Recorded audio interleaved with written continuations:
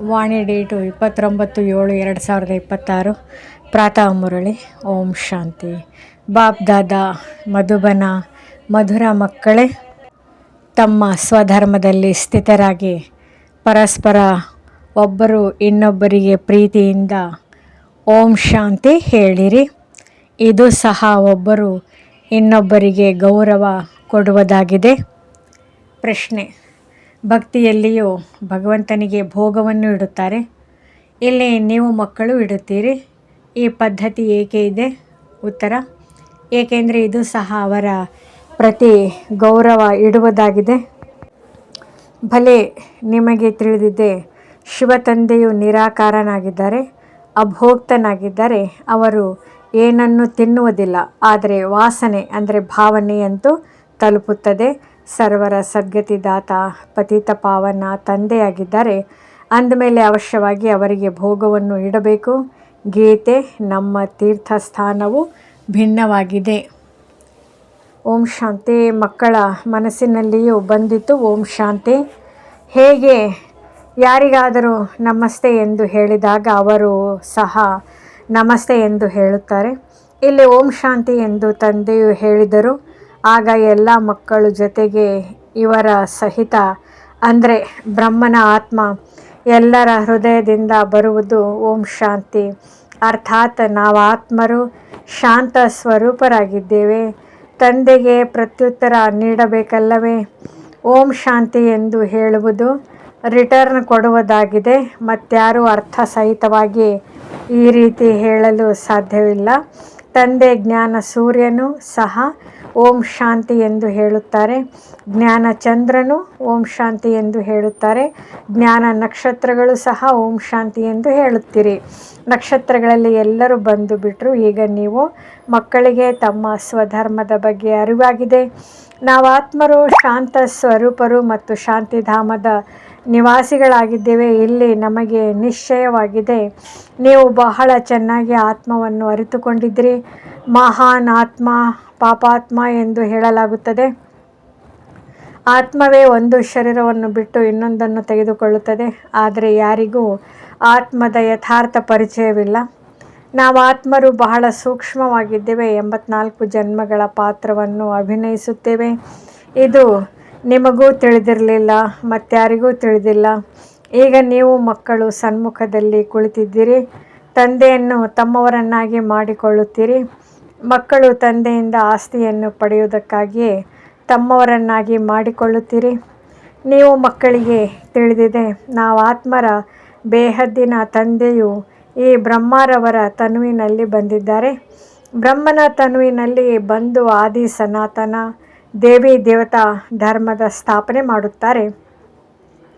ಕಲ್ಪದ ಮೊದಲು ಸಹ ಆದಿ ಸನಾತನ ದೇವಿ ದೇವತಾ ಧರ್ಮ ಅರ್ಥಾತ್ ಸೂರ್ಯವಂಶಿ ರಾಜಧಾನಿಯು ಸ್ಥಾಪನೆಯಾಗಿದೆ. ಈ ಸ್ಥಾಪನಾ ಕಾರ್ಯವನ್ನು ಕಲ್ಪವು ತಂದೆಯೇ ಮಾಡುತ್ತಾರೆ. ಅವರಿಗೆ ಭಗವಂತನೆಂದು ಹೇಳಲಾಗುತ್ತದೆ. ಭಗವಂತ ತಂದೆಯಿಂದ ಎಲ್ಲರೂ ಬೇಡುತ್ತಾರೆ, ನಮ್ಮ ದುಃಖವನ್ನು ದೂರ ಮಾಡಿ ಸುಖ ಕೊಡಿ ಎಂದು. ಯಾವಾಗ ಸುಖವು ಪ್ರಾಪ್ತಿಯಾಗುತ್ತದೆಯೋ ಆಗ ಬೇಡುವ ಅವಶ್ಯಕತೆ ಇರುವುದಿಲ್ಲ. ಇಲ್ಲಿಯೇ ಬೇಡುತ್ತಾರೆ, ಏಕೆಂದರೆ ಇಲ್ಲಿ ದುಃಖವಿದೆ. ಅಲ್ಲಿ ಏನನ್ನೂ ಬೇಡುವ ಅವಶ್ಯಕತೆ ಇರುವುದಿಲ್ಲ, ಏಕೆಂದರೆ ತಂದೆಯು ಎಲ್ಲವನ್ನು ಕೊಟ್ಟು ಹೋಗುತ್ತಾರೆ. ಆದ್ದರಿಂದ ಸತ್ಯುಗದಲ್ಲಿ ಯಾರೂ ಸಹ ತಂದೆಯನ್ನು ನೆನಪು ಮಾಡುವುದಿಲ್ಲ.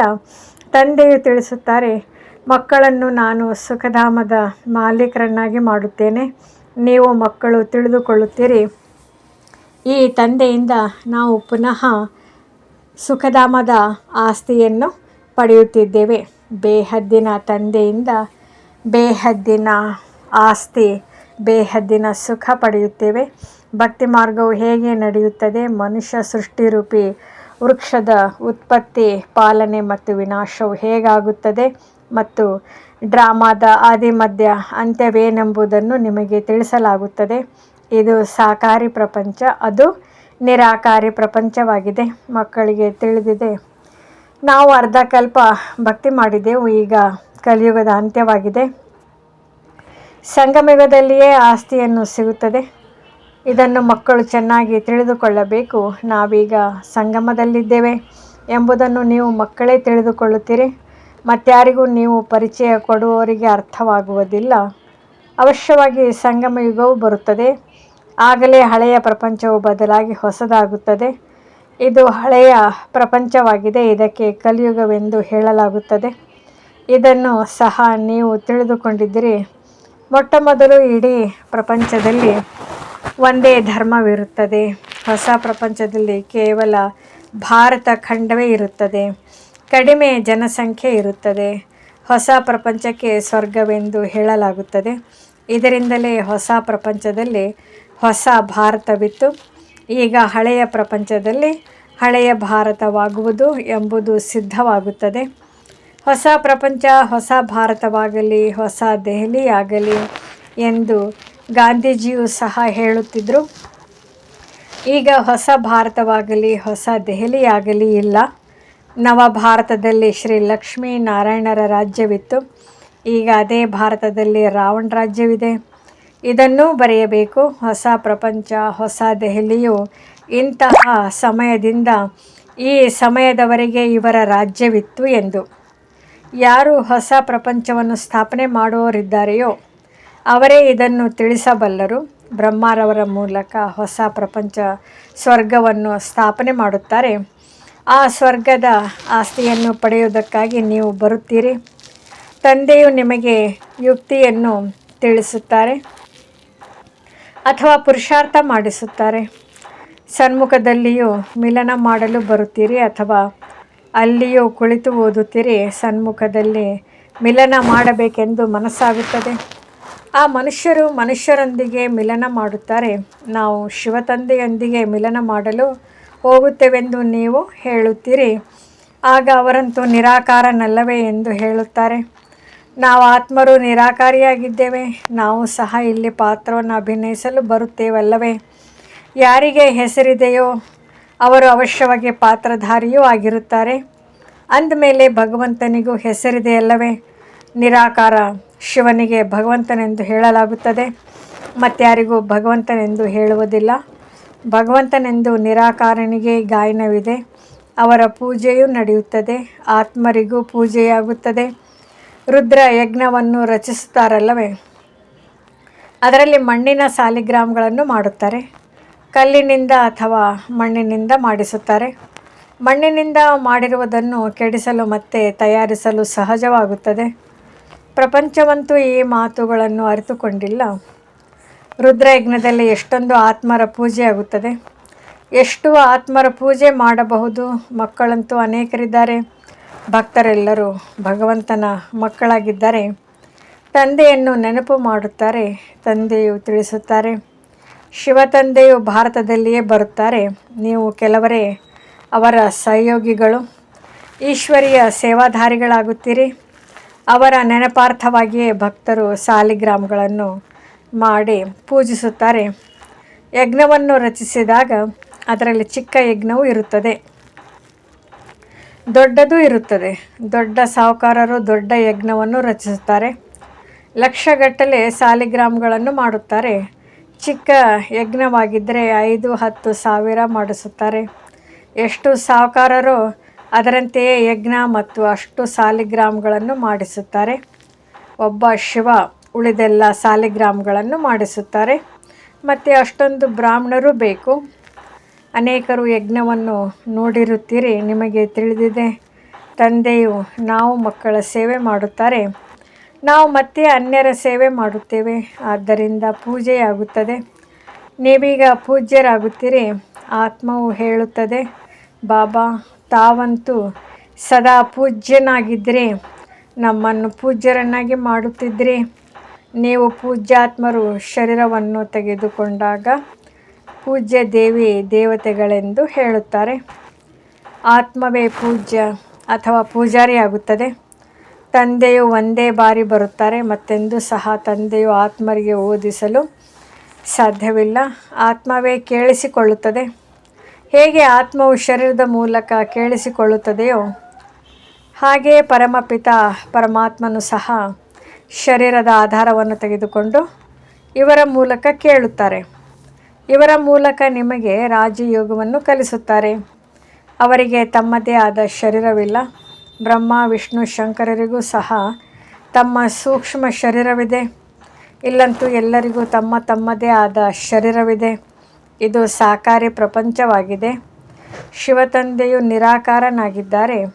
ಅವರು ಜ್ಞಾನ ಸಾಗರ, ಸುಖದ ಸಾಗರ, ಪ್ರೀತಿಯ ಸಾಗರನೂ ಆಗಿದ್ದಾರೆ. ಅವರು ಬಂದು ಎಲ್ಲರನ್ನು ಪತಿತರಿಂದ ಪಾವನರನ್ನಾಗಿ ಮಾಡುತ್ತಾರೆ. ಇದರಲ್ಲಿ ಯಾವುದೇ ಪ್ರೇರಣೆಯ ಮಾತಿಲ್ಲ. ಒಂದು ವೇಳೆ ನಾನು ಪ್ರೇರಣೆಯಿಂದ ಪಾವನರನ್ನಾಗಿ ಮಾಡುವಂತಿದ್ದರೆ ಇಲ್ಲಿ ಬಂದು ರಥವನ್ನು ತೆಗೆದುಕೊಳ್ಳುವ ಅವಶ್ಯಕತೆಯಾದರೂ ಏನಿದೆ? ಶಿವನ ಮಂದಿರದಲ್ಲಿ ಮುಂದೆ ನಂದಿಯನ್ನು ಇಡುತ್ತಾರೆ. ಮನುಷ್ಯರ ಬುದ್ಧಿಯು ಕಲ್ಲು ಬುದ್ಧಿ ಆಗಿರುವ ಕಾರಣ ಏನನ್ನು ತಿಳಿದುಕೊಳ್ಳುವುದಿಲ್ಲ. ಬಸವನನ್ನು ಶಿವನ ಮುಂದೆ ಏಕೆ ಇಟ್ಟಿದ್ದಾರೆ? ಗೋಶಾಲೆ ಎಂಬ ಹೆಸರನ್ನು ಕೇಳಿರುವುದರಿಂದ ಅಲ್ಲಿ ನಂದಿಯನ್ನು ತೋರಿಸಿಬಿಟ್ಟಿದ್ದಾರೆ. ಆದರೆ ನಂದಿಯು ಮೇಲೆ ಯಾರು ಸವಾರಿ ಮಾಡಿದರು? ಕೃಷ್ಣನ ಆತ್ಮವಂತೂ ಸತ್ಯುಗದಲ್ಲಿರುತ್ತದೆ.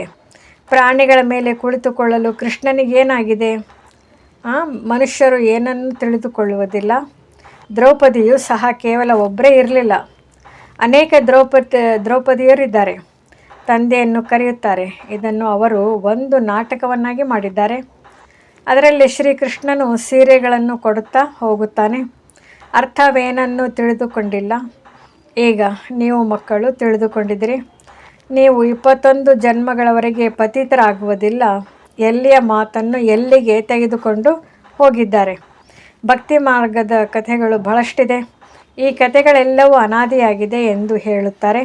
ಪುನರ್ಜನ್ಮವನ್ನು ತೆಗೆದುಕೊಳ್ಳುತ್ತಾ ಕೇಳುತ್ತಾ ಬಂದಿದ್ದೇವೆಂದು ಹೇಳುತ್ತಾರೆ.